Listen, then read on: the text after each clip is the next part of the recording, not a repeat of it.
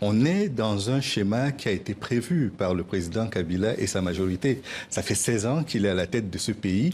Il est arrivé et on a dit que c'était l'an zéro de la démocratie en RDC.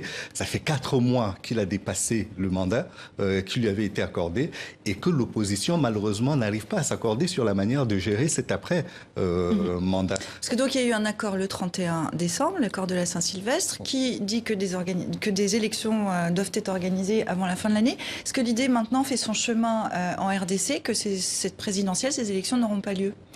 L'idée, c'est qu'on arrive à organiser des élections à la fin de l'année, c'est-à-dire au plus tard en décembre, le 19 décembre 2017. Mais on est très mal parti pour, parce qu'il n'y a pas suffisamment de moyens pour le faire. Il n'y a pas d'entente au niveau des partis politiques. Rappelons quand même, Jean-Pierre Bemba était le président du MLC. Ce parti s'est liquéfié complètement. Aujourd'hui, l'UDPS, qui était incarné par Étienne Tshisekedi, est en voie également d'implosion. Et là, devant le président et sa majorité, il ne reste qu'aujourd'hui que les organisations de défense des droits de l'homme, comme les différentes associations qui appellent aujourd'hui au respect de la Constitution et autres. Et donc, finalement, il n'y a aucune force politique véritablement constituée qui représente une alternative au président. Et alors, finalement, comme la communauté internationale n'a pas une vraie emprise sur Joseph Kabila et qu'il a deux voisins très importants qui le soutiennent encore, l'Angola et le Rwanda, si ces voisins-là ne sifflent pas la fin de la récréation, il y a peu de chances que la situation évolue